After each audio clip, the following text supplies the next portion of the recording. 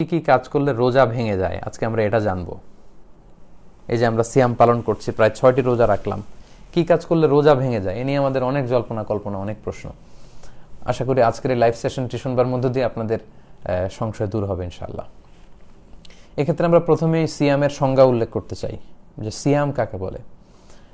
সিয়াম বা আসওম, এটা সংজ্ঞা হচ্ছে আসওমু হুয়াল ইমসাক আনিল আখলি ওয়া শুরবি ওয়াল জিমাই মিন তুলুইল ফাজরি ইলা গুরুবি শামসি মা আন-নিয়া।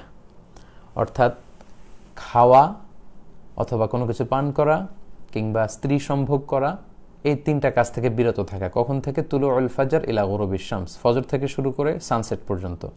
এই লং পিরিয়ড অফ টাইমে কোনো ধরনের পানাহার করা যাবে না, স্ত্রীর সাথে ইন্টিমেসিতে যাওয়া যাবে না। নিয়ত সহকারে এই যে আপনি রিচুয়ালসটা পালন করলেন, এই যে বিধানটা আপনি পালন করলেন, এটার নাম হচ্ছে সওম।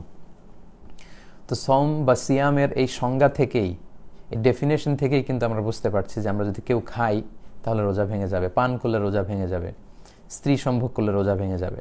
এবং সম্মানিত দিনী ভাই এবং বোনেরা, এই তিনটি মানদণ্ডের কাছাকাছি যে জিনিসগুলো আছে এগুলোর কারণে রোজা ভেঙে যাবে। সরাসরি খাওয়া কিংবা ইনডাইরেক্টলি খাওয়া, এতে রোজা ভেঙে যাবে। ডিরেক্টলি আপনি স্ত্রীর সাথে ফিজিক্যাল ইন্টিমেসিতে যাওয়া অথবা যে কোনোভাবে আপনার শাহওয়াতকে পূর্ণ করা, এটার মধ্যে দিয়ে যদি আপনার সিমেন আউট হয় তাহলে কিন্তু আপনার রোজা ভেঙে যাবে। তাহলে এই সংজ্ঞার আলোকে আসুন আমরা জেনে নিই যে কি কি কাজ করলে আমাদের রোজা ভঙ্গ হয়ে যাবে। 1 নম্বর হচ্ছে ইচ্ছাকৃত যদি কেউ খেয়ে ফেলে, রমাদানে ইচ্ছাকৃত খাবার খেলে রোজা ভেঙে যায়। 2 নম্বর হচ্ছে ড্রিঙ্কিং ইন্টেনশনালি, ইচ্ছাকৃত যদি কেউ ড্রিঙ্কস করে, পান করে, কোনো শরবত খেয়ে ফেলে, পানি খেয়ে ফেলে, জুস খেয়ে ফেলে, রোজা ভেঙে যাবে। 3 নম্বর হচ্ছে যদি ফিজিক্যাল ইন্টারকোর্স করে দিনের বেলায়, হাজব্যান্ড ওয়াইফ যদি ফিজিক্যাল ইন্টারকোর্স করে তাহলে তাদের রোজা ভেঙে যাবে। এবং এই ইচ্ছাকৃত খাওয়া, পান করা এবং ফিজিক্যাল ইন্টারকোর্স করা এটা খুব ভয়ঙ্কর। এই কারণে আপনার যে রোজাটা ভাঙলো এটা শুধু কাজা করলেই হবে না, কাফারাও করতে হবে। এবং একটা রোজার কাজা হচ্ছে একটি রোজা রাখা, আর একটি রোজার কাফারা হচ্ছে 60টি রোজা রাখা।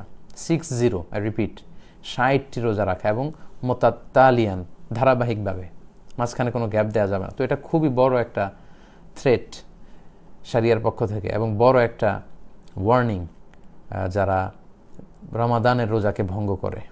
এটা পানাহারের কারণে হোক, স্ত্রী সম্ভোগের কারণে হোক, হাজব্যান্ড ওয়াইফের ফিজিক্যাল ইন্টিমেসির কারণে হোক, এতে যদি রোজা ভঙ্গ হয় শুধু কাজা করলেই হবে না, আপনাকে কাফারাও দিতে হবে।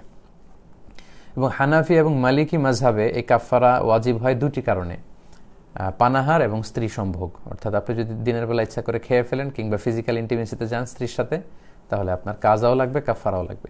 কিন্তু শাফি এবং হাম্বলি মাযহাবে শুধু স্ত্রী সম্ভোগটাকেই কাফারা ওয়াজিব হওয়ার কারণ হিসেবে উল্লেখ করা হয়েছে। তো আমাদের বাংলাদেশে যেহেতু বেশিরভাগ লোকজনই হচ্ছে বা 90%, মোর দেন 90% হানাফি মাযহাবকে আমরা অনুসরণ করি, তো সেক্ষেত্রে আমরা এটাই সাজেস্ট করব যে যদি আপনি খেয়ে ফেলেন রমজানে ইচ্ছাকৃত, যদি আপনি খাবার খাওয়ার মধ্য দিয়ে রোজা ভাঙেন কিংবা ফিজিক্যাল ইন্টিমেসির কারণে রোজা ভাঙেন, তাহলে আপনাকে কাজাও করতে হবে, আপনাকে কাফারাও করতে হবে। সেটা খুবই ভয়ঙ্কর। একটি রোজার কাজা হচ্ছে একটি রোজা পরবর্তীতে রাখা এবং একটি রোজার কাফারা হচ্ছে 60টি রোজা রাখা। কিন্তু এই 60টি রোজা রাখলেও রমাদানের একটি রোজার যে বারাকা বা মাহাত্ম্য সেটা কিন্তু হাসিল হবে না। So be aware of that. এ ব্যাপারে কিন্তু আমাদেরকে সাবধানে থাকতে হবে, কোনোভাবেই আমরা এই পাপ কাজের সাথে যেন জড়িয়ে না যাই।